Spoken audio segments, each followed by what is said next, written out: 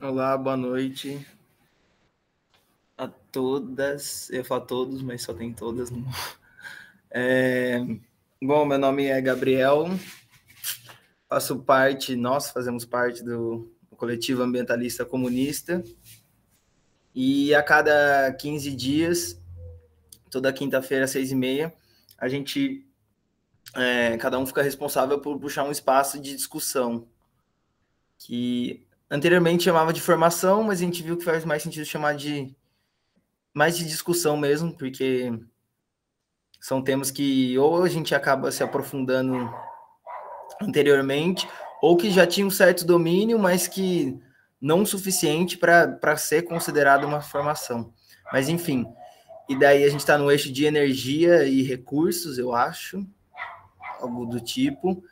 Daí na semana retrasada, né, o último, foi crédito de carbono, se não me engano, com a Lívia e a Fernanda.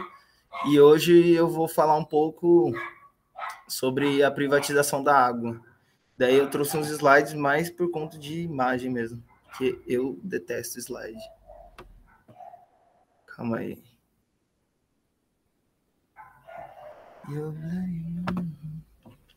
Aqui.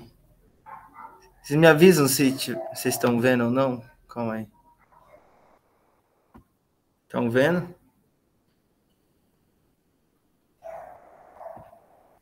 Tá rolando. Só aqui não tá sim. Tá, aqui que você falou, Gisele? Não, você falei que tá aparecendo, mas que ainda não tava no modo apresentação. Ah, sim. Ah, eu vou indo, é que eu acho muito ruim, eu não consigo falar direito se eu não tô olhando para as pessoas, daí eu não sei se eu ponho em modo apresentação ou não, que eu, sei lá, acho estranho ficar com... Ah, eu posso deixar... Sei. Quer que eu apresente? Aí eu passo os slides para você. Pode ser, por favor. Mas daí eu vou ter que fechar aqui, né? Fecha aí. Obrigado.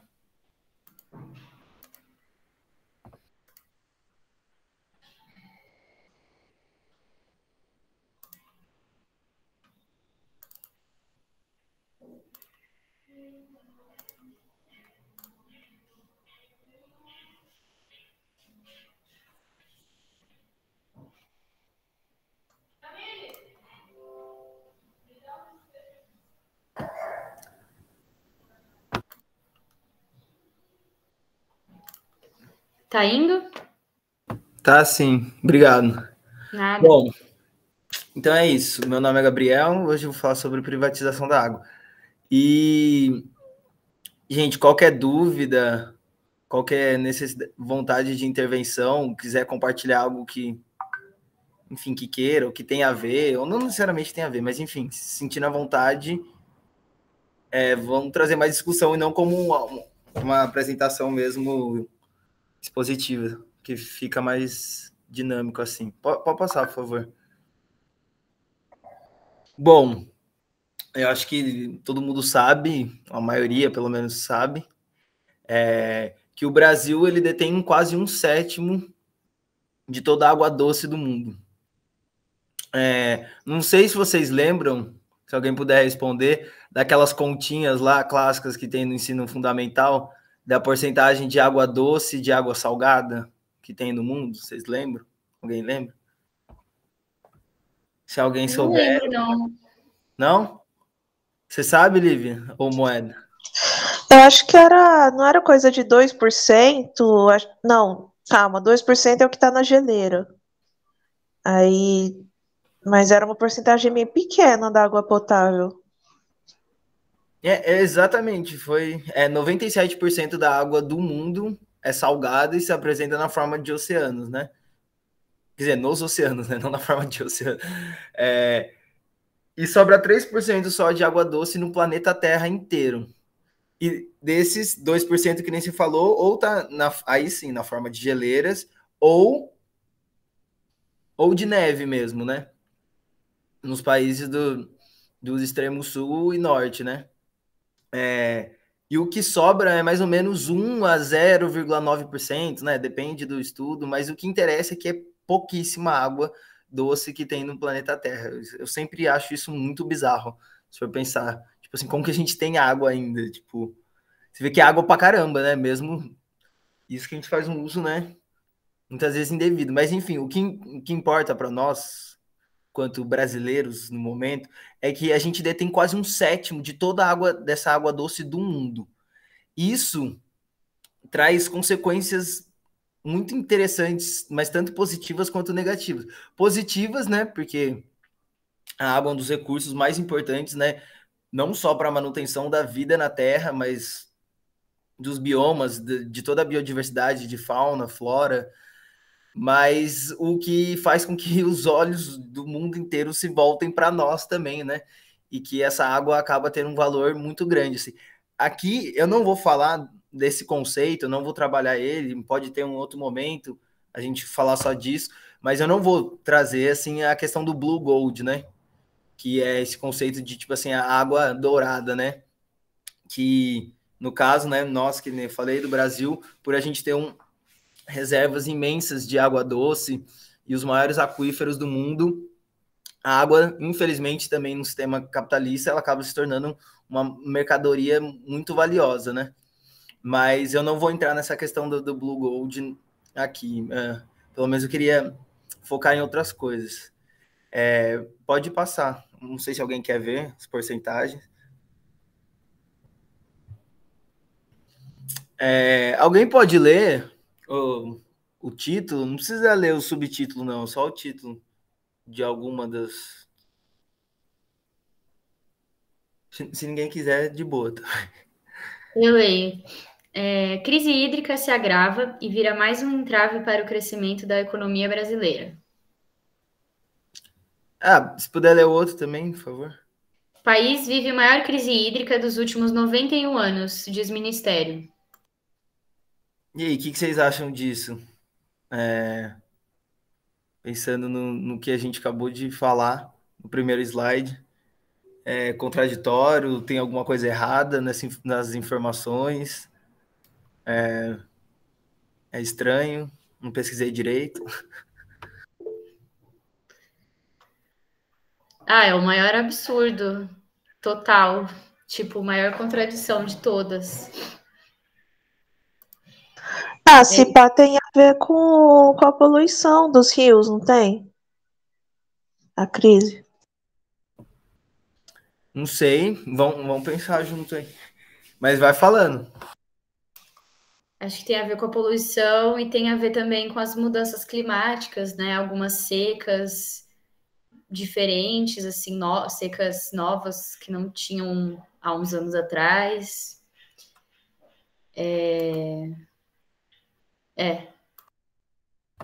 Tá, demorou. Moeda, você quer falar alguma coisa? Ou tá só o osso, né? Tô zoando. Um pouco. Mas acho que tem a questão de poluição, de mudança climática e também a má gestão diante das mudanças climáticas, né? Porque, por exemplo, a seca que rolou no ano passado, ela já estava sendo prevista e ainda assim a gestão dos reservatórios foi bem ruim. Isso. Exato. São várias questões, né? Que nem vocês pontuaram algumas. Não é uma questão pontual, porque é mais complexo do que isso, né? E de um país continental que nem o Brasil também, lidar com, imagina, uma população de 212 milhões de habitantes e conseguir fazer com que essa água chegue para todo mundo, obviamente não é uma tarefa simples, mas ao mesmo tempo a gente vê que tudo bem, tem as mudanças climáticas, que eu vou falar daqui a pouco sobre isso, mas que a gente percebe uma nítida contradição de quem está gerindo ou deixando de gerir, né? Que nem a Moeda falou, esse problema sistêmico aí de má gestão por descasos dentro dos órgãos públicos, né? Por exemplo, a ciência da meteorologia ela serve justamente para isso, não é uma bruxaria. Tudo bem, nos últimos anos, né, nas últimas décadas, com o aquecimento global e as mudanças climáticas, aumenta o número da imprevisibilidade, mas ainda assim você tem tecnologia o suficiente para prever esses acontecimentos. É que nem a seca do ano passado, dessa crise dos últimos maior dos últimos 91 anos, ela não foi sem querer, não foi do nada, já sabiam há pelo menos 1 ano e meio, há 2 anos, que ia ter. Ainda mais que tem as questões do El Niño, La Nina, né? Não sei se vocês lembram, mas falar rapidamente, o El Niño é o aquecimento das águas, né, do Pacífico, e La Nina é o esfriamento das águas do Pacífico.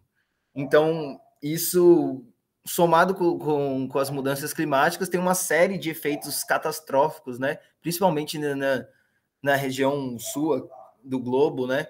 Que nem, por exemplo, essas chuvas e outros desastres, né, que estão acontecendo. Mas, enfim, o importante é saber que a mudança climática tem 5%, 10% de culpa nisso. Mas a maior questão aqui, pontual para a gente trabalhar, é a incompetência, é a desmantelação, né, desses órgãos públicos e fiscalização que não está sendo, né, cumprida como deveria ser. Pode passar, por favor. Bom, essa imagem, essas duas imagens, você sabe do que se tratam? Já viram essa imagem? Imaginam o que possa ser? O que está rolando aí? Rios voadores? Exactly, my friend. Rios voadores. Mas quer falar, Lívia? Porque a Lívia falou, não. Isso, eu nunca tinha visto. Ah, tá. Eu achei que você falou não para Gisele. Falei, ixi, vai ter treta. Não, ó, demorou. É isso mesmo. E daí tem um cara, que eu quase nunca lembro o nome dele. Ainda bem que eu deixei anotado aqui. O Antônio Donato Nobre. Cara, pesquisem sobre esse cara. Ele é muito foda. Ele trabalhou primeiro no INPA, no Instituto Nacional de Pesquisas da Amazônia. Acho que é assim que fala. Morou 14 anos em Manaus. Ele era agrônomo, né? É agrônomo, né? Formado. E ele trabalhava, né, com essa questão. Ele foi o pioneiro, na real, um dos pioneiros de trazer essa ideia de rios voadores, e dentro dos rios voadores, que eu vou explicar o que é, caso vocês não saibam, existe um fenômeno dentro da meteorologia, que é um fenômeno tanto quanto atípico, assim, que é chamado de bomba biótica. Alguém já ouviu falar disso? Faz ideia do que seja isso? Então, bomba biótica, como o nome diz, é né, uma bomba biótica. Não, tô zoando. Não, é uma bomba biótica, eu digo do nome que vem de algo vivo, né? E bomba, geralmente, é uma coisa, dependendo do conceito, né, do contexto de bomba, pode ser ou de explodir ou de puxar, né, de drenar alguma coisa, que é mais esse caso. A bomba biótica, eu vou explicar bem sim, de um jeito simples, porque é bem mais complexo do que isso, né? É um fenômeno super complexo. Porque dentro desse fenômeno ocorre algumas questões da física não muito usual, assim, no meio da meteorologia, mas enfim, o que importa pra gente é que a bomba biótica, ela é um fenômeno que ocorre no qual, putz, esqueci, os ventos úmidos que saem do oceano, né, que o vento que está no oceano, ele é mais úmido, né, ele é carregado de partículas de água, e geralmente continental é mais seco, né, por razões meio óbvias, assim. Mas o que acontece? A bomba biótica faz com que esse ar úmido que está no oceano, ele é puxado para o continente. E meio que numa diferença de pressão. Na verdade, não é meio, é numa diferença de pressão. Porque acontece? A Amazônia, ela é simplesmente ela é uma bomba d'água. Porque tem, só para vocês terem uma noção, uma árvore de cerca de 20 a 22 metros, que tem um dossel médio, ela pode, por dia, transpirar até 1.000 litros de água por dia, uma única árvore na Amazônia. Agora, imagina o quanto que milhares de árvores não podem fazer. Antes de... Olha a Milena aí, gente. E aí, Milena, tudo bem? Oi, tudo bem? Tranquilo. Que bom que você veio. Antes de eu falar dos números, que é muito surreal o número, eu vou terminar de explicar essa ideia da bomba biótica. Então, é um fenômeno que acontece através dessa transpiração, dessa evapotranspiração das plantas, o ar da Amazônia, né, em cima da floresta, ele fica mais úmido. E essa umidade das partículas que ficam presentes no ar, ela acaba fazendo com que a pressão do ar, não é nem a pressão atmosférica, mas a pressão do ar em cima da floresta fique mais leve. Então, há uma diferença de pressão entre o ar que está no oceano e o ar que está em cima da floresta. Então, faz com que esse ar que está úmido, mais úmido no oceano, seja puxado em direção à floresta. Então, o que acaba acontecendo? Porque muitas vezes, quando só tem uma chuva normal, né, continental, sai do oceano, né? Porque toda a água tem que sair do oceano, basicamente, para acontecer precipitação. Ela vai começando a chover no comecinho do continente, mas ela já para. Agora a Amazônia ela tem esse diferencial, porque ela consegue manter, não só manter essas chuvas, mas como ela meio que cria chuva.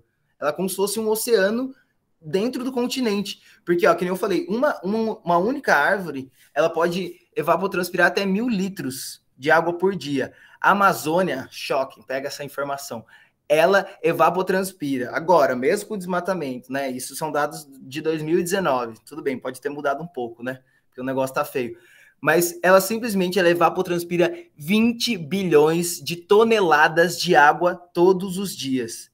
Só para vocês terem noção, isso é maior que a vazão do rio Amazonas, que é o maior rio do mundo.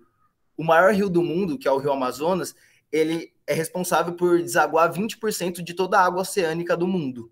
Ou seja, só a Amazônia.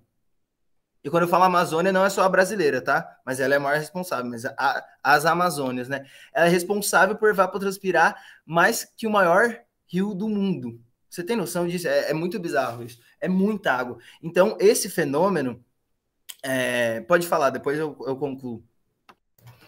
Não, é que eu lembrei de uma coisa de algum professor do cursinho, eu acho que era do cursinho, que acho que era da temática geografia ou de biologia, enfim, não lembro, mas que falava sobre os biomas, sobre domínios morfoclimáticos e tal, e falava, as florestas tropicais, uma razão por elas terem dado certo é por conta da chuva, a grande umidade mantém a floresta, não sei o que lá, meio que como, a chuva controla, sei lá, regula a floresta.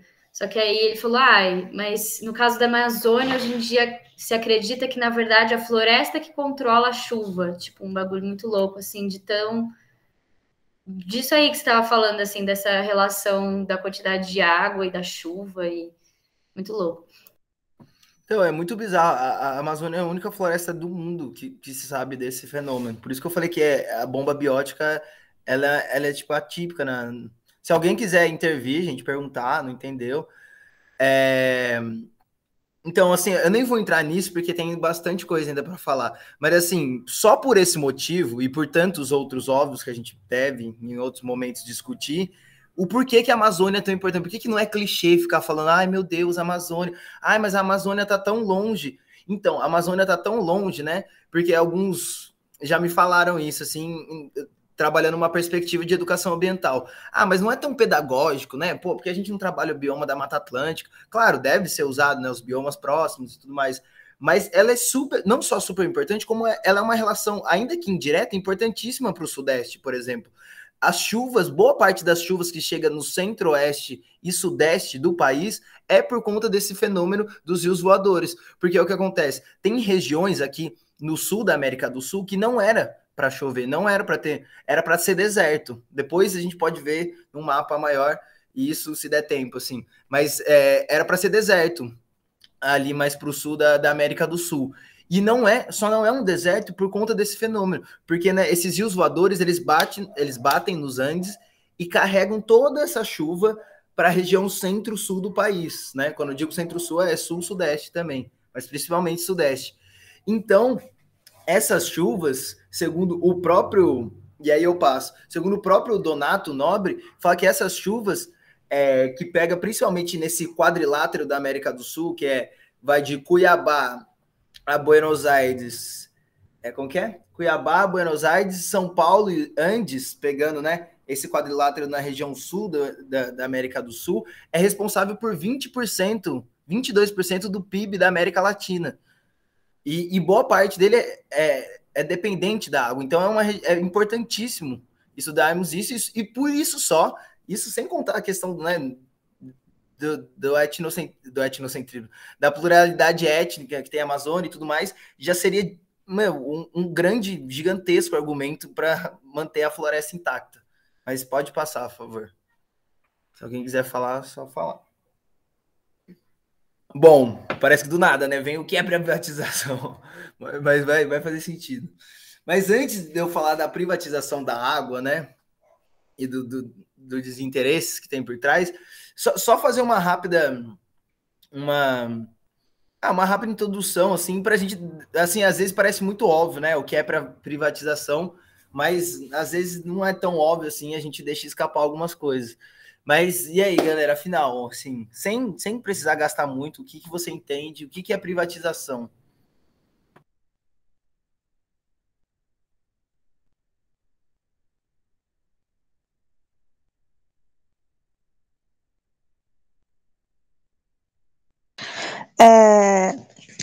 A minha vizinha bolsonarista, começou bem, dona do mercadinho aqui da esquina, ela fala que tem que privatizar porque os preços estão muito altos, mas tem que privatizar para as pessoas certas. Se você privatizar para a pessoa errada, ela vai ser uma pessoa ruim, né? Se privatizar para a pessoa ruim, ela vai deixar vai pensar no lucro e vai aumentar o preço. Então tem que privatizar, mas tem que ser para as pessoas certas.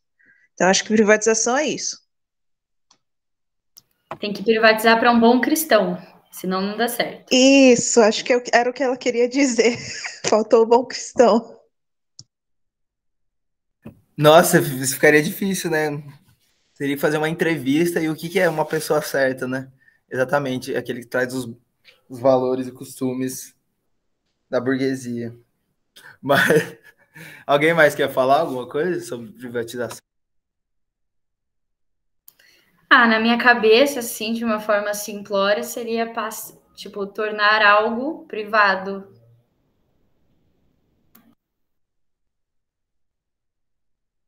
Tá, ok. Só para trazer as questões básicas, assim, posso estar chovendo no molhado, mas ainda assim eu acho importante, assim, porque tem coisa que ou a gente esquece, ou sem querer reproduz, ou até mesmo para poder argumentar com alguém que fale sobre privatização, às vezes a gente bate na mesma tecla, sabe? Não sabe ter um argumento melhor. Tô falando que o meu é o melhor, mas tô falando só para a gente deixar bem claro a ideia da privatização de um jeito relativamente simples, né?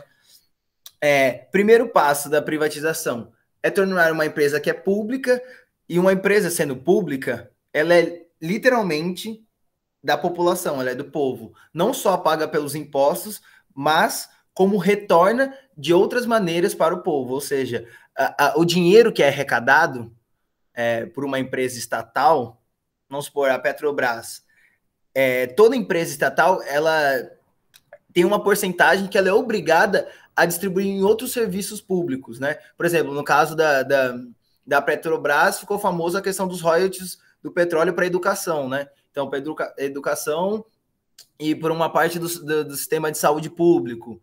E, então, essa é a primeira diferença. É uma empresa pública do povo que tem um retorno para o povo em outros serviços, com a arrecadação de uma parte desse dinheiro, né? A outra é para investir na própria empresa, né? Melhorar o serviço, que acaba se tornando privado, ou seja, a iniciativa privada.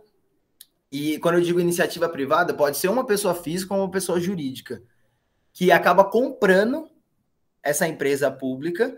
E existe, assim, a gente pode também ter um outro espaço só sobre privatizações, porque é super complexo, assim. Existem vários tipos de privatização.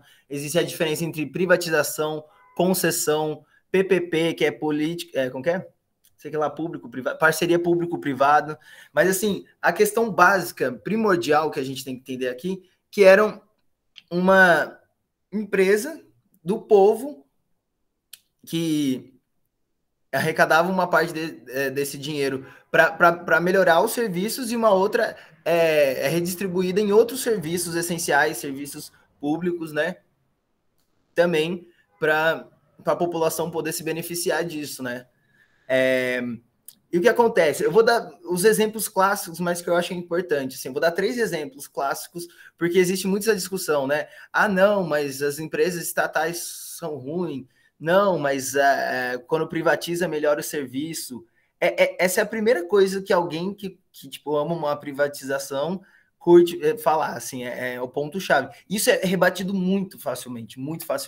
Porque eu vou dar 3 exemplos muito rápidos, assim. Se eu falar errado o nome, alguém me corrige, porque se não me engano é esse nome.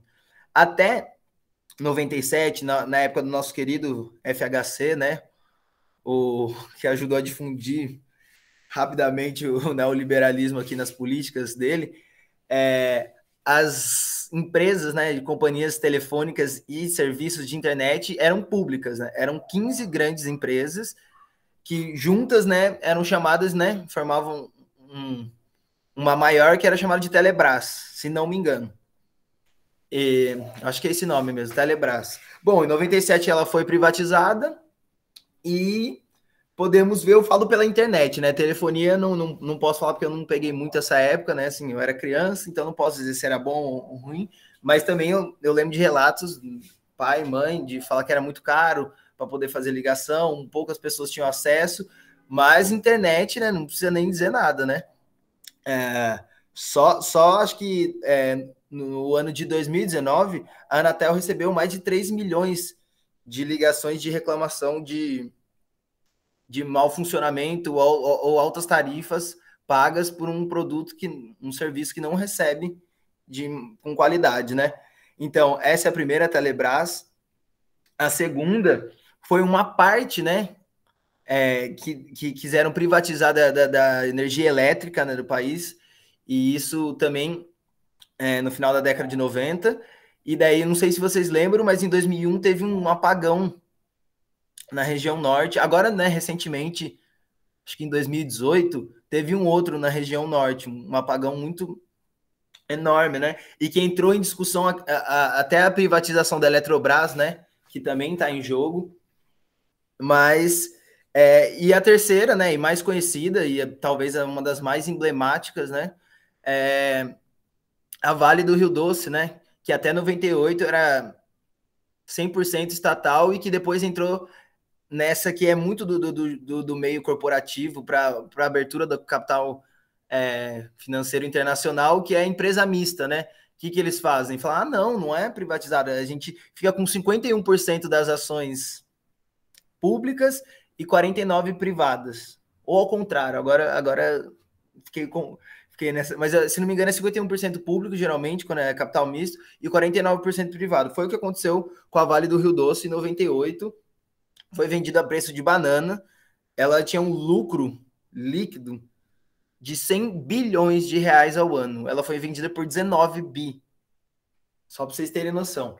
E, né, fora as questões, né, Mariana, Brumadinho, a morte, o descaso, a contaminação, né, que dispensa comentários. E só uma questão para trazer umas curiosidades, assim, porque uma outra coisa, tentando finalizar essa parte da privatização, que é engraçado, né? Se é tão ruim esses serviços prestados pelas empresas federais, né, estatais no geral, o porquê que querem tanto? Porque vamos pensar comigo, tudo bem, quem é muito rico, quem tem muita grana, gosta de gastar dinheiro às vezes, né? Pode se dar ao luxo de arriscar, né? Perde 20 mil ali, perde 200, mas ainda assim, para quem alto não, mas para quem é da alta burguesia, né, não um pequeno burguês, que nem são esses acionistas de quem a gente está falando, né, de grandes conglomerados de empresas, ainda assim é uma grana alta. E burguês, por mais que ele possa se dar o luxo de gastar um dinheiro, né, relativamente alto, ele não gosta, né? Ele, muito pelo contrário, a lógica do burguês é sempre acumular mais. Então, é engraçado, se são tão ruins essas empresas, se elas não dão lucro, se os serviços são ruins, o porquê que tem um interesse gigantesco nelas? É engraçado, né? Você não vai investir numa empresa, querer comprar uma empresa que só dá prejuízo, que os serviços são ruins, que não tem lucro, não faz sentido nenhum. É meio que óbvio, assim. Não precisa ser, né? nenhum estudioso de ciência política para poder entender isso. Então, essas empresas, né, elas dão lucros gigantescos. A Eletrobras dá lucro na casa de trilhões ao ano. Só para vocês terem uma noção. E só por uma questão de curiosidade, o Brasil tem um problema tão grande que tem um outro argumento que usam, falam, não, o Brasil tem muita empresa estatal, né, coisa de comunista, blá, blá, blá. O Brasil, hoje em dia, vou pegar até os números para não falar errado. O Brasil, ele tem 134 empresas públicas no país. A China, sabe quantas empresas públicas a China tem no país dela? 150 mil. Daí você vai falar, não, mas, pô, a China tem um regime comunista, a China é o maior país do mundo, tem uma população gigantesca. Tá bom, vamos pegar países capitalistas. Alemanha. A Alemanha tem 15 mil estatais. Os Estados Unidos tem 7 mil estatais. E o Brasil tem nem 200. Então, a gente realmente é preocupante. Claro que a gente tem estatais muito importantes que não tem, por exemplo, nos Estados Unidos, né? A gente tem um sistema de saúde único e público, né? Mas ainda assim são números muito baixos, né? Se for comparado com países capitalistas ainda, e menores, né? A Alemanha é menor que o Brasil, a população é menor, o território é menor. Então, para vocês verem que, na verdade, tem pouquíssimas empresas e que, aí sim, finalizando, elas dão tão lucro que só as empresas federais que tem no Brasil, não estou falando de todas as estatais, só as que são federais, elas geraram lucro em 2019 de 200 bilhões de reais, o que é equivalente a 8% do PIB nacional. Então é muito dinheiro, é muito dinheiro. É muito lucrativa essas empresas. O Correio é muito lucrativo, a Eletrobras é muito lucrativa. Pode passar. Obrigado.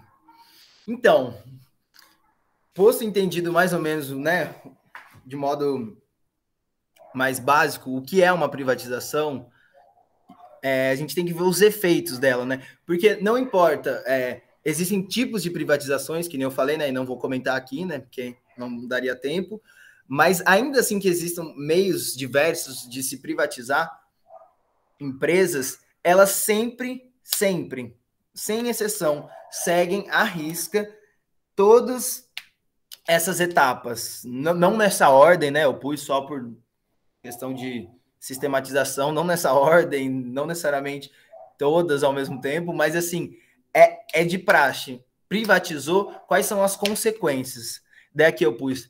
Primeiro, demite os trabalhadores que trabalhavam quando ela era do Estado. E, paralelamente a isso, demitem / os que ficaram vão ter um trabalho precarizado. Um trabalho que provavelmente o salário vai ser menor, que vai trabalhar mais, que vai ter maior insalubridade, porque você, né, não vai ter nenhum tipo de amparo, ainda mais agora sem CLT, com, enfim, desmantelamento das leis trabalhistas.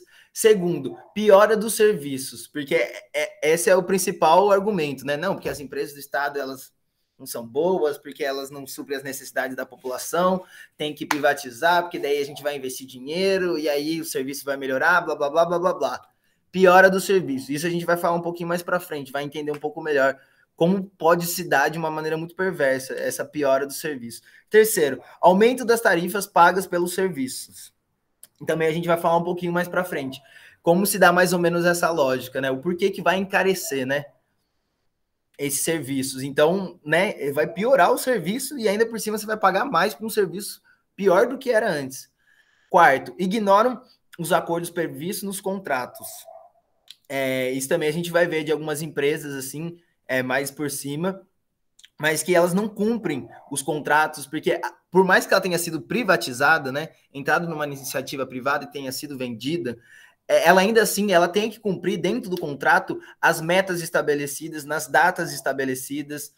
Então, e é isso, né, sujeita teoricamente a sanções e multas essa empresa, o que muitas vezes não acontece. 5, burlam regulamentações e envolvem corrupções das agências reguladoras, que são responsáveis para evitar justamente esses descumprimentos, né, das metas e dos acordos previstos no contrato.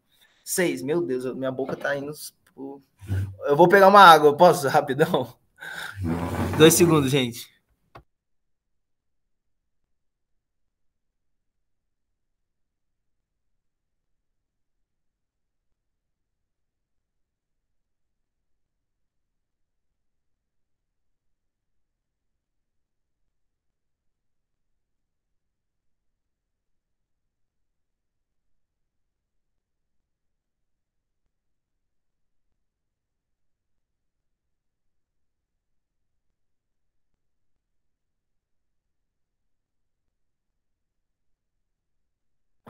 Bom, 6. Negligenciam a manutenção e fiscalização. 7. Pressionam o governo para mais subsídios, mais empréstimos, isenções e exonerações de impostos. Se alguém quiser comentar sobre, porque eu vou falar algumas dessas consequências pós-privatização um pouquinho mais adentro, assim, em alguns contextos. Alguém quer falar alguma coisa, alguma dúvida? Intervenção? Bom, pode mudar, por favor.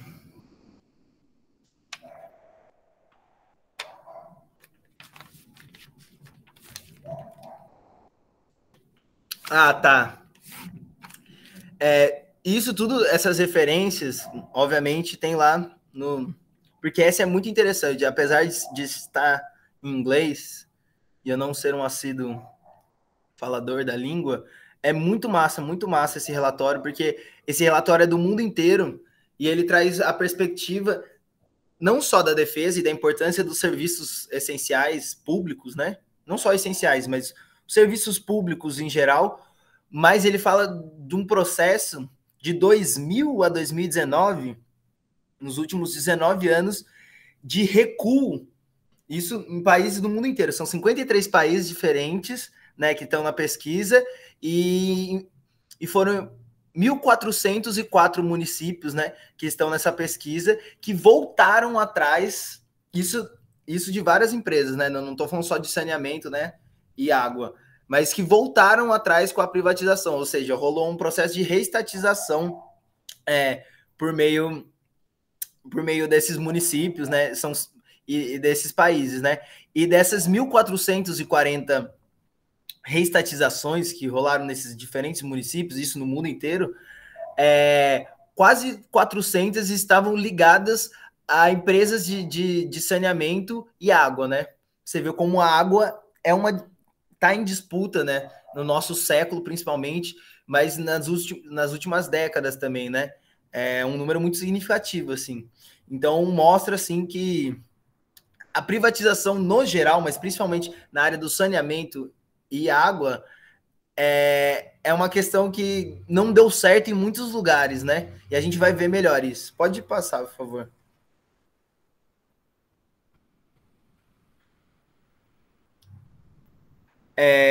Tá.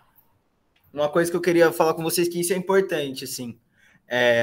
Também não vou falar sobre a universalização da água, né? Tipo assim, o básico, né? Universalização da água, né? A gente entende que é todo mundo, né? Todos os povos, classes, raça, gênero, todos terem acesso a uma água tratada de qualidade, né? Não só para a questão do banho e outras questões, mas também para usufruto direto dessa água, né? Não vai dar para falar sobre isso, porque também daria muita coisa para trabalhar em cima da universalização. Mas um ponto muito importante que a gente tem que entender aqui, o que acontece hoje, é o que acontecia, na verdade, até 2020, e que está se revertendo essa lógica, e que eu pus, talvez, numa cronologia um tanto quanto errada esse slide, assim, ele era para vir um pouquinho depois, assim, mas não tem problema. O que acontece?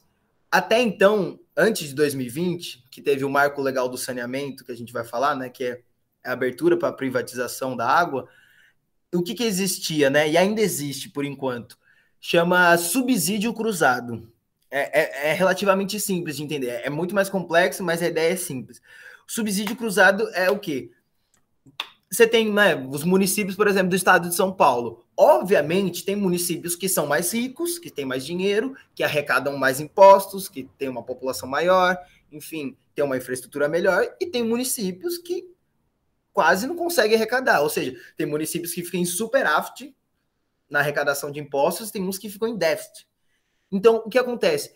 Para que esse processo, né, a longo prazo da universalização da água e para todos poderem ter acesso a uma água de qualidade, os municípios ricos, eles financiam os municípios pobres, né, os municípios que não conseguem arrecadar tanto impostos, para que esse tratamento, né, essas obras, por exemplo, de saneamento básico, de tratamento de esgoto, de água, possam ocorrer nos municípios que não conseguiriam ter esse retorno financeiro para ocorrer essas obras, para poder investir nesse tratamento, né? Então, que nem o nome diz, o subsídio cruzado é isso. Os ricos, os municípios ricos, por exemplo, São Paulo, né? Ou Grande São Paulo, você comparar com alguns países do interior, os países do interior teriam uma discrepância muito grande de acessibilidade dessa água em comparação com países, com cidades, né, metropolitanas. E a ideia não é essa, né? A ideia é justamente ter uma democratização da água. Então, esse subsídio cruzado, ele é muito importante em um dos vários processos, né, para chegar até a universalização da água, porque faz com que justamente os municípios que têm dinheiro para bancar, arrecadam mais impostos, consigam subsidiar os municípios que não têm. Vocês conseguiram entender? Caso não tenha entendido, dê aqui, né, só para ver o slidezinho. Afinal, qual o problema de privatizar saneamento? Dê aqui, município rico e município pobre. E aqui, lucro privatizado e gasto socializado. Calma aí, passa o slide só para eu ver um negócio, senão, só para não me atrapalhar aqui, por favor. Tá, putz, eu errei também nesse slide, era para entrar depois. Passa mais um, rapidão. Volta, então. Não, tudo bem, é isso aí. Tá, só pra vocês entenderem, daí eu vou entrar nessa segunda parte da tirinha, e qualquer coisa me intervém, galera. Que, nossa, é bastante coisa, isso que eu resumi muita coisa. Mas, enfim, essa ideia aqui, esse é um dos principais problemas, não o único, mas um dos principais problemas da privatização no geral, mas, né, falando no nosso caso da privatização da água, o que acontece? Esses municípios que eu acabei de falar que tem um superávit de impostos, né, que arrecadam bastante impostos, que tem uma infraestrutura dentro da cidade melhor, que conseguem... esqueci o nome. Enfim, conseguem mais dinheiro, arrecadar mais dinheiro, não só impostos, né, mas por outras vias, eles vão ser os prioritários. A partir de um momento que uma empresa que era estatal dentro de um município, né, localizado, por exemplo, sei lá, no estado de São Paulo, a partir do momento que ele é privatizado, qual que é a primeira mudança radical que vai acontecer, fora aquelas que a gente viu, né, de piorar o serviço, de aumentar as tarifas, eles não vão querer, como eu vou dizer, eles não vão querer distribuir esse serviço que eles vão prestar, né, eles não estão prestando, né, porque não é gratuito, né, eles estão, né, mercantilizando a água, mas eles vão prestar esse serviço para os municípios que sabem que vão dar lucro, para os municípios que arrecadam mais impostos. Eles não vão querer focar nos municípios que, é pobrinho, não consegue, não arrecada tanto dinheiro assim, a infraestrutura da cidade não é tão boa, a gente vai ter que ter um gasto maior em obras, por exemplo, de tratamento de água e esgoto. Então, foi o que aconteceu em Manaus. E aqui eu vou entrar numa parte que eu vou dar 3 mega exemplos do quão catastrófico pode ser e foi, ou é ainda, a privatização da água em território nacional. Eu vou falar de Itu, aqui no estado de São Paulo, Manaus e Tocantins. O que aconteceu em Manaus é o mais grave, e você vê que as políticas públicas, o quão elas estão intrinsecamente ligadas e como elas são importantes, né? Que só queria ver o número, porque eu gosto de falar o número certinho, né? É sempre bom. Bom, mas se eu não achar... Bom, achei. Não achei. Aqui, achei. Perdão, gente. Aqui, ó, o que acontece? Em Manaus, faz 22 anos que o sistema de água, né, de tratamento de água e esgoto deles é privatizado. Só para vocês terem noção, apenas 12,5% da população possui coleta de esgoto. Isso dá metade de um quarto, né? Isso dá quase um oitavo da população de Manaus que tem acesso, que possui coleta de esgoto, e menos de um terço desse esgoto é tratado. E um dado importante que eu lembrei também, que no Brasil, 100 milhões, ou seja, basicamente metade da população do Brasil não tem acesso a esgoto tratado. Olha que bizarro esse dado. Metade da população brasileira não tem acesso a esgoto tratado e quase 40 milhões de brasileiros não têm acesso à água tratada, né? Potável, né? Para você beber. Que são números absurdos, né? Gigantescos, assim. Mas, enfim, voltando a falar de Manaus. Apenas 12,5% da população possui coleta de esgoto e menos de um terço é tratado. A região chegou num nível tão alarmante, num colapso tão grande de uma crise hídrica, que mais de 600 mil pessoas não têm acesso à água potável no estado. E isso se reflete o quê? Claro que não é só isso, né? São várias questões sistêmicas que foram se acumulando. Mas isso a gente consegue um pouco entender o porquê que Manaus foi o estado que colapsou no sistema de saúde público deles e porquê que foi o maior número de casos, de recorde de casos na pandemia. Porque a população de Manaus, é absurdo isso, no século XXI, a maior parte da população não tem água para lavar a mão. Vocês estão entendendo isso? E qual que são os pré-requisitos básicos? Fora, né, usar máscara, tomar a vacina. É a higiene, né? Porque, então, a gente começa a entender que não foi à toa. Não estou falando que é só por conta disso, né? Vamos ponderar aqui. Né? É uma série de complexidades que, enfim, né, eu não estudei a fundo, né? Porque eu estou falando sobre água, mas que a gente consegue entender o porquê que Manaus bateu números recordes de pandemia, de Covid, de casos de Covid, e por que entrou num colapso tão gigante do sistema de saúde pública deles, porque 600 mil pessoas não têm acesso à água potável para beber, e a metade da população, basicamente, não tem sequer água para lavar a mão, que é uma questão básica.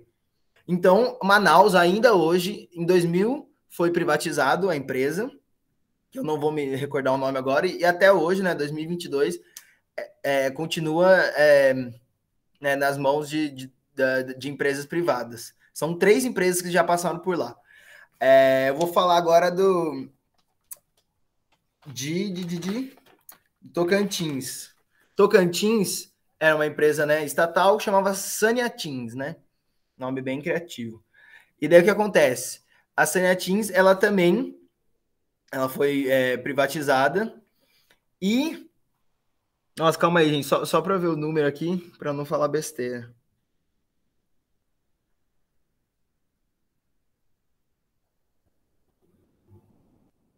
Bom, e daí nessa lógica que eu falei, das empresas privadas, elas focarem apenas nos municípios, né, que dão mais lucro, a gente começa a entender o porquê que a população vai sendo deixada de lado, né? No caso de Tocantins, para a gente entender aqui, são 125 municípios presentes no estado, né? E desses, 78 foram abandonados pela iniciativa privada, né? Por essa empresa privada de tratamento de água e esgoto, porque elas não eram lucrativas, elas tinham uns déficit nessa arrecadação de impostos que eu falei, e apenas 20 e poucas, alguém faz as contas aí, 22, apenas 47 municípios desses 125 que entraram no programa de tratamento de água e esgoto, porque as outras simplesmente não vai me dar lucro, não é um bom negócio, né? Porque a gente está falando sobre a mercantilização, né? De um serviço essencial que não deve, nunca deveria ser privatizada. E que aconteceu isso, né, no estado de Tocantins, e que também ainda continua privatizada. E só para vocês terem uma noção, a empresa de lá, ela simplesmente, no ano de 2019, ela arrecadou ao equivalente a 1,7 bilhão de reais em 2019. e ela investiu apenas 300 milhões.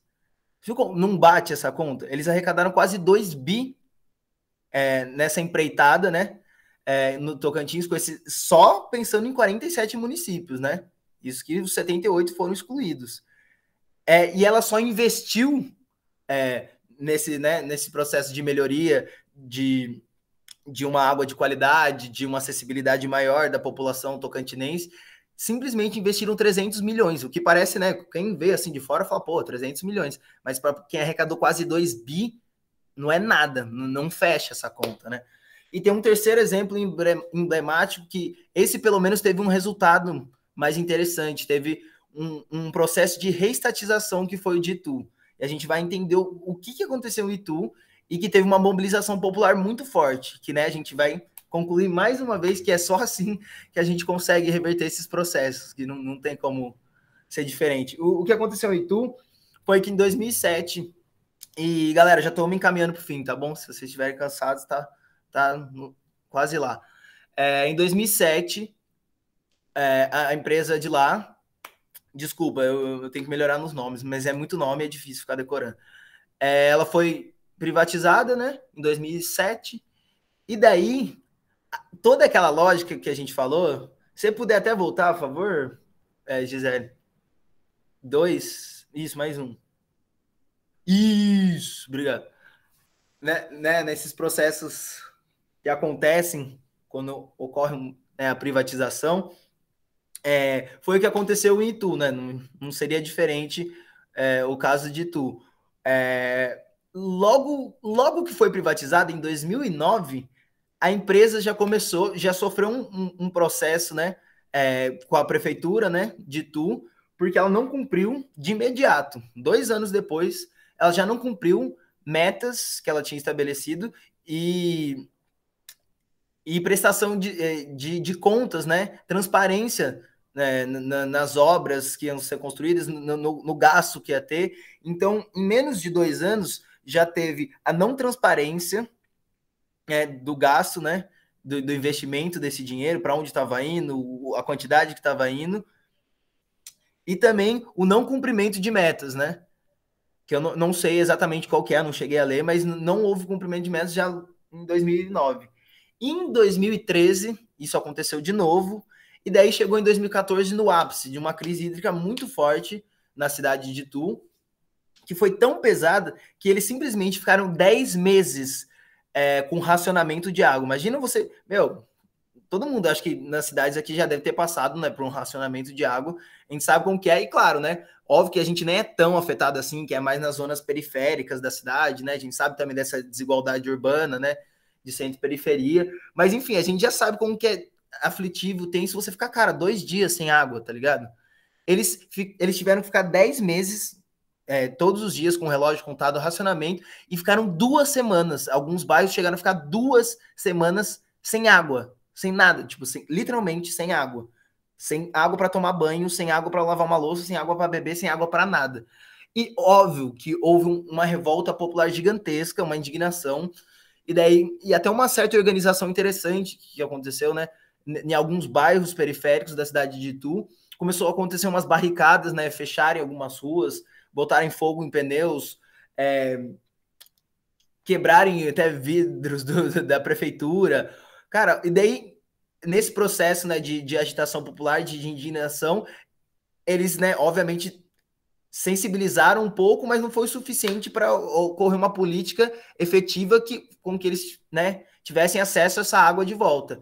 E daí eles viram que não era o suficiente só fazer barricadas e queimar. Daí eles começaram a se organizar, né, uma organização maior de bairros, mas o que chegou a acontecer foi tão grave que eles tiveram a exigência de alguns bairros que não ficaram 2 semanas sem nada de água, da polícia municipal desses bairros chegar a escoltar carro-pipa para poder levar nesses bairros para a galera poder beber água. Mas o que aconteceu é que, no fim das contas, a população teve uma vitória em 2017, depois de pressão popular e midiática um pouco, né? Mas óbvio, foi popular, daí depois de tanta pressão popular chegou na mídia hegemônica, eles conseguiram a reestatização da empresa. Então foi um ganho, depois de 10 anos, depois de pressão, depois de uma crise gigantesca, 2 semanas, uma série de problemáticas, porque uma questão que é importante, que quando a gente fala de água, a gente está falando não só de um bem comum, um serviço essencial, básico, a gente está falando de saúde, a gente está falando de saúde, e é tão importante isso, que depois desse acontecimento de tudo, não só depois, mas começou a vir mais pesquisas dentro do próprio SUS, né, do departamento enfim, o departamento que traz algumas questões por região de doenças associadas à falta d'água, né? E essas doenças, né, que geralmente são doenças diarreicas, ou, por exemplo, na região norte, que é um pouco mais complicado, né? Porque junto à questão da falta d'água, por exemplo, com doenças endêmicas, né? Malária, dengue e outras. Mas nesse relatório do SUS, fala que no município de Manaus, por exemplo, a cada 11 mil habitantes, 11 pessoas que vão parar no hospital é por conta de doenças relacionadas de maneira direta ou indireta da falta de saneamento básico e da falta de acesso à água potável. Então, é isso, a gente está falando de uma questão básica, de uma questão de saúde pública. Alguém quer falar alguma coisa? Pode passar, por favor. Isso é tão grave, mas tão grave. Quando eu descobri isso, eu falei, velho, a humanidade é uma bosta mesmo, e o capitalismo é perverso. Eu descobri isso há 3 anos atrás, quando eu fui fazer uma pesquisa para a faculdade. Se vocês verem, aqui tá as 10 maiores doenças que matam no mundo, né? 10 maiores causas de morte no mundo. Entre guerra, entre acidentes, entre tudo, do mundo inteiro. Choquem vocês. Diarreia, ouve o que eu tô falando, está em 8º lugar. Ou seja, no século XXI, quando o homem já foi para a Lua, o homem está indo para Marte, temos tecnologias incríveis de realidade virtual e os caralho. No século XXI, 2022, a 8ª maior causa de morte no mundo é diarreia. Parece absurdo, né? Quer dizer, parece não, é absurdo, né? Diarreia, que é uma doença simples, né? Que parece que, tipo assim, uma bobeira, né? Nossa, a pessoa tá com diarreia. Realmente, diarreia tá em 8º lugar. Então, você vê o quão essa doença, né? Ela tá relacionada diretamente, meio que exclusivamente, à falta da universalização da água, que é a falta de saneamento básico, a falta de uma água tratada para consumo. Pode passar. Bom, agora chegando no fim mesmo, falar de problema é fácil, né? Então, como disse o próprio Thiago Silva, que é um dos membros do Fórum Alternativo Mundial da Água, que eu vou explicar o que é, apontar os desafios, né, que são imensos, e os problemas não é fácil, mas assim é a parte mais evidente, né? Mas depois que a gente aponta os problemas, a gente tem que criar possíveis soluções, estratégias, né? Porque a gente só vai ficar no problema. E daí surgiu o Fórum Alternativo Mundial da Água. Só o nome já é muito legal, que é o FAMA. Porque esse nome vem como uma contrapartida e uma provocação, né? Uma crítica, na real, do Fórum Mundial da Água. Porque o Fórum Mundial da Água, ele existe faz tempo. E o que acontece? O Fórum Mundial da Água, ele simplesmente não tem participação popular nenhuma de comunidades ribeirinhas, quilombolas, caiçaras, e não só isso, como ele está a serviço dos interesses privados, ou seja, quem participa do Fórum Mundial da Água é o quê? Coca-Cola, Nestlé, empresas gigantes da água do Canadá, uma francesa, que eu não sei o nome. Então, esse fórum surgiu em 2018, e tem uma partezinha que eu esqueci de falar, mas eu vou falar agora, que daí, para finalizar, que é sobre a própria privatização da água no nosso país. Em 2018, que nosso queridíssimo Michel Temer, ele liberou uma medida provisória, a MP 844, na real. E era sobre a privatização da água, né? E daí o que acontece? teve uma mobilização muito forte da sociedade civil, desses grupos, né, que eu falei, dos povos da natureza, quilombolas, caiçaras, ribeirinhos, moradores sem teto, MTST. Foi uma mobilização muito grande nas duas casas, tanto no plenário quanto no Senado, indo atrás de políticos para pressionar, falando que se eles aprovassem essa medida, eles não seriam reeleitos, que a população não ia esquecer disso. Enfim, depois de muita luta e organização, que não veio do nada, e também o que acontece, tinha uma coisa favorável, 2018 era ano de eleição, então, né, eles não queriam mais ir muito a fundo com isso. E daí ficou parado, né, desencanaram, o Temer tava para sair, e daí nessa manobra do que o Temer tava para sair e acontecer novas eleições, fizeram uma nova MP, que é a 868, que tem os mesmos cunhos, só que ela piorava ainda a MP anterior. E o relator dessa MP, que é um dos slides que eu esqueci agora, Gisele, que eu lembrei, foi um tucano, né? Nossos queridíssimos tucanos, chamado, porque a gente tem que... Eu queria trazer essa imagem depois, porque a gente tem que saber o nome dos nossos inimigos, o endereço, o que faz, porque é importante saber. Não é só falar, os políticos. Não, qual político? Qual que é o nome do cara? O que ele faz? É um senador do PSDB, ele manda no Ceará. Ele governou o Ceará por muitos anos, né? Pelo PSDB. Inclusive, ele que criou o Shopping Guatemi, para quem não sabe disso. É uma família muito rica, chama Taisso Gereissati. A família Gereissati é bilionária. Só o Taisso, ele tem uma fortuna avaliada em 400 milhões de reais. E o Taisso, ele foi simplesmente o relator dessa MP 868 sobre a privatização da água. E nosso querido Taisso, o que ele faz? Exatamente, a foto da Coca-Cola. Ele é um dos acionistas da Coca-Cola. O Taisso, ele é um dos donos de uma franqueada aqui, né? De uma franquia da Coca-Cola aqui no Brasil, que chamava Solar, né? Que mudou para Companhia Solar, mas enfim, chama Companhia Solar. Ela é a segunda maior franquia da Coca-Cola no país e a 13ª maior do mundo. É muita grana envolvida. Então, de novo, né? Não é à toa que isso, essa imagem. Boa, amor. E tem outra também. Senador, água não é mercadoria. Depois eu posso mostrar a imagem dele, porque esse cara tá na política forte até hoje. Porque rolou a MP 868, né? Que ele foi o relator, também não passou para frente, porque, de novo, essas comunidades, né? A população, né, em geral, se organizou novamente, pressionou e conseguiu de novo barrar. Então foi 2018, 2019 e logo em 2020, no meio do auge de uma crise sanitária mundial, no meio de uma pandemia, em vez de a gente estar discutindo melhorias na acessibilidade da água ou de outros serviços públicos, aí essa MP virou uma PL, que é a PL 4162, que é conhecida como o Marco Legal do Saneamento e Água. E essa PL, diferente das outras MPs, ela foi aprovada massivamente, e olha que eu nem fiquei sabendo, não sei vocês, mas quando eu fui estudar isso eu fiquei chocado.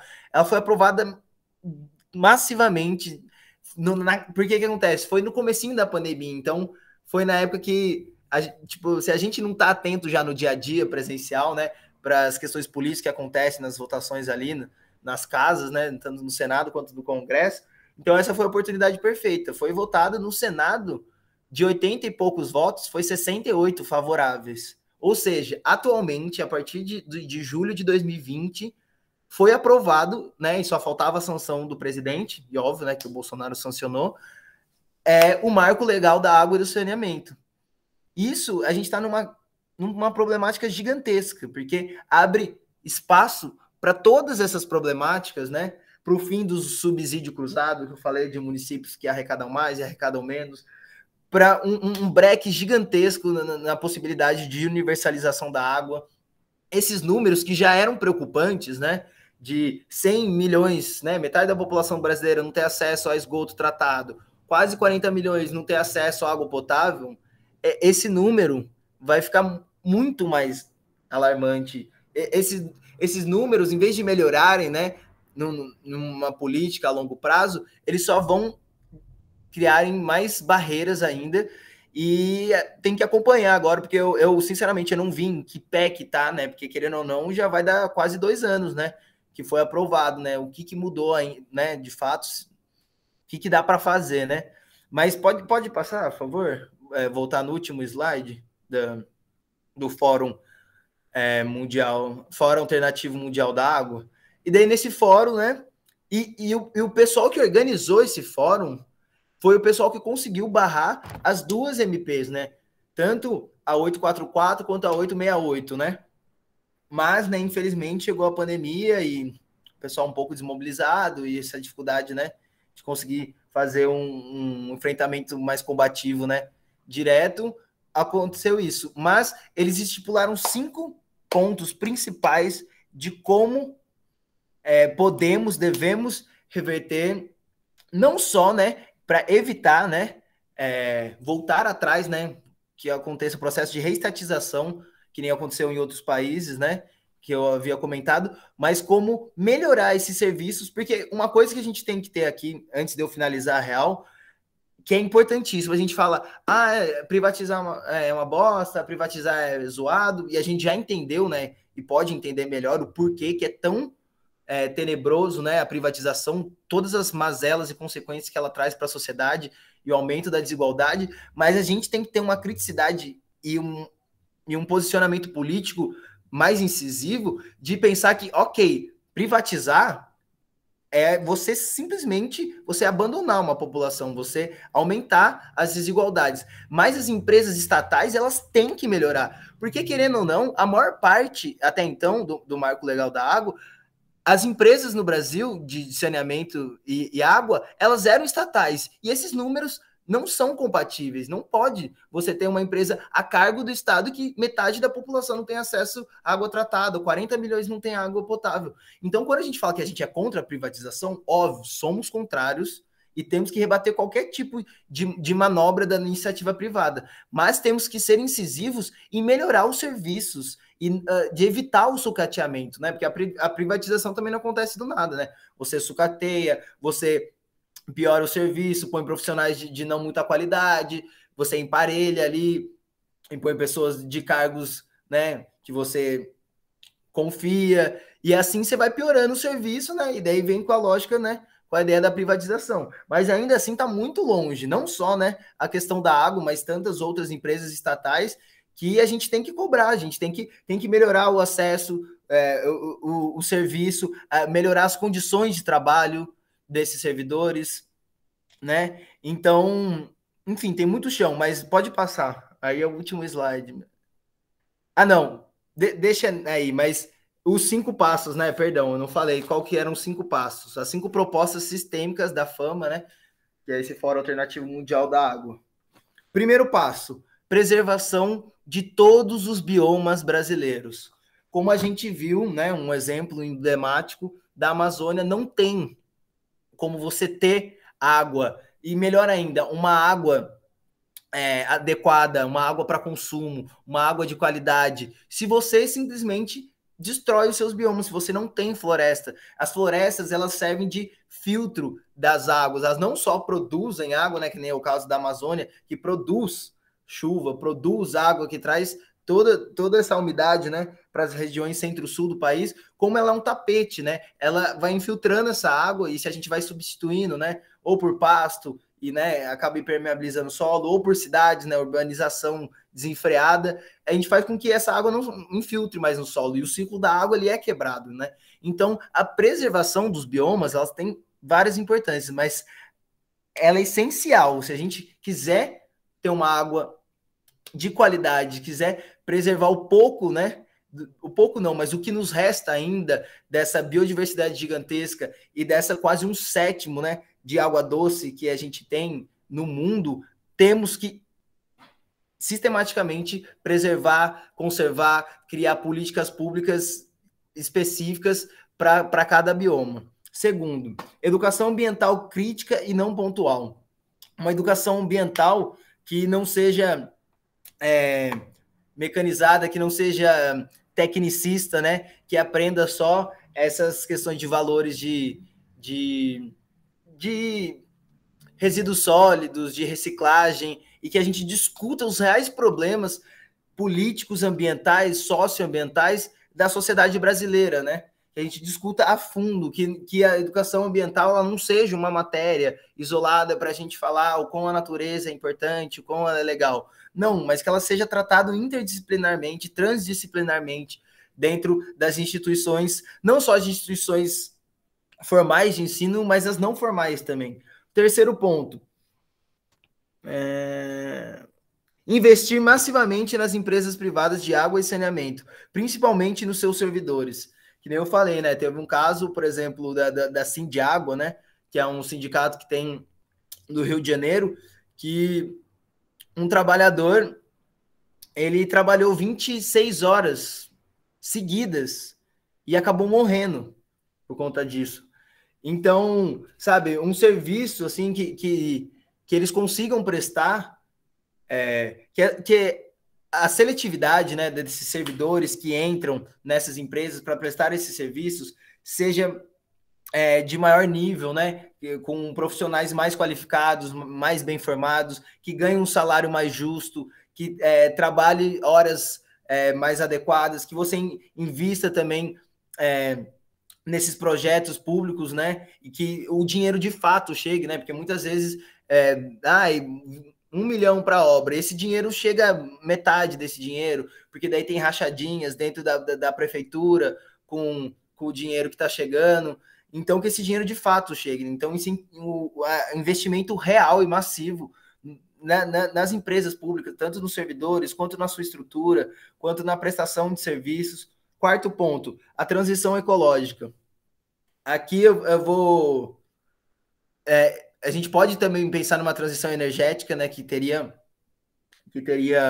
um impacto também na água, né, porque para quase tudo a gente usa água, né, no serviço comercial, industrial, mas ele foca mais na questão da produção alimentar, né, no caso dessa transição ecológica, para uma transição realmente agroecológica, né, porque o agro, ele, né, além de não ser pop, de ser tóxico, o agro ele é responsável por 70% do uso de toda a água que a gente usa aqui no Brasil. Então, a gente combater esse tipo de sistema agrobusiness, agroalimentar, que vai para fora, né, que a gente chama de exportação de água, porque pensa, você investiu na sua monocultura de soja, daí você, sei lá, gastou não sei quantos bilhões de litros d'água.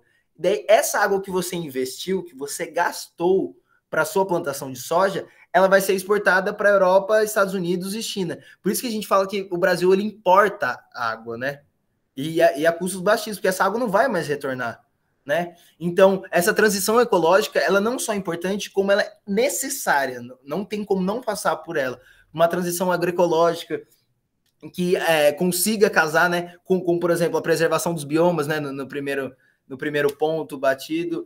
E então não tem como não mudar o tipo de sistema agroalimentar do Brasil, né? Não passar por essa transição se a gente realmente quer cuidar dos nossos aquíferos e da nossa água. E o quinto, que é inevitavelmente o controle social e o poder popular, porque nada disso, desses 4 anteriores, pode acontecer se a gente não tiver a sociedade bem informada, a sociedade organizada, a sociedade instruída de quais são os seus direitos, do que ela pode cobrar, do que ela deve cobrar. Então, fundamental e necessária a criação de assembleias populares da água, de consultas online, que nem rolou nessa MP 868, que aconteceu consultas populares online, onde o pessoal, eles votavam, eles pegavam assinaturas, e isso teve uma pressão muito importante também na época de 2019 para conseguir barrar a SMP. Então, essa ideia de assembleias populares, tanto municipalmente quanto estadualmente, elas são necessárias, porque a gente não pode tratar essas questões que são sistêmicas, que não são pontuais, como se fossem eventos. Teve uma crise hídrica em Itu, vamos lá se mobilizar. Teve uma crise hídrica, não sei o quê. Não. Isso é uma política permanente, né? Que a gente chama de política permanente, porque são questões que a gente sempre tem que estar de olho, sempre tem que estar brigando, e para melhorar a qualidade, né, do serviço, e não para piorar e não ter acesso. E é isso, sim. Eu só queria ler um trechinho daí que no Fama, né, em 2018, acabou rolando uma carta dos povos, né, dos povos originários, dos quilombolas, e daí eu quis pegar um trecho dessa carta que eu acho importante, né? Cada comunidade, cada aldeia, cada quilombo, cada reserva e assentamento do nosso país é responsável direto pela preservação dos biomas, contribuindo para a manutenção do equilíbrio climático e hidrológico do planeta. É urgente a ação do governo na aceleração dos processos de regularização fundiária dos territórios tradicionalmente ocupados, assim como promoção da reforma agrária, junto aos trabalhadores e trabalhadoras rurais na busca por um país mais justo e garantidor dos direitos humanos desses povos e comunidades. Não toleramos as investidas e ameaças desse modelo opressor. Nossas lideranças são constantemente ameaçadas, com suas vidas interrompidas e mortes ao fazerem a defesa dos seus territórios e do etnodesenvolvimento de suas comunidades. É inadmissível uma gestão da água sem a participação popular e controle social nas instâncias do processo decisório, devendo o Estado brasileiro assegurar a participação e voz dos povos indígenas, comunidades quilombolas e populações tradicionais do campo, da floresta e das águas. É inaceitável que interesses econômicos de grupos hegemônicos coloquem em xeque os direitos humanos e interesses sociais e ambientais desses povos e comunidades, ferindo a Constituição do Estado Democrático pluriétnico de direito. Exigimos justiça socioambiental para garantir do direito à vida. Mobilização já. A nossa luta é todo dia. Água é direito, não mercadoria. Encerro.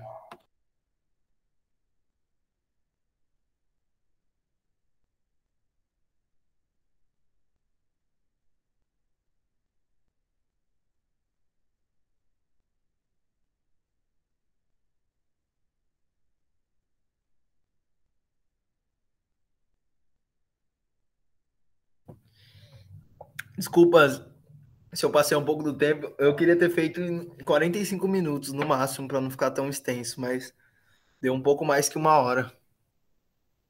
Mas é que isso que eu não falei de.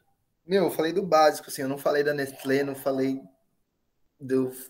Eu não falei, por exemplo, do novo Código Florestal, né? Que inclusive tá como referência. Sério, assiste, galera. É muito bom esse documentário, tá no YouTube. Tem 1 hora e pouco. Que chama Lei da Água, né? O novo Código Florestal. Que o novo Código Florestal, diretamente, ele é um dos pontos também importantíssimos na luta pelo direito à água. Bom, mas é isso. Alguma dúvida? Querem falar? Se expressar? E depois eu tenho uma coisa para falar. Tipo, pra gente refletir junto.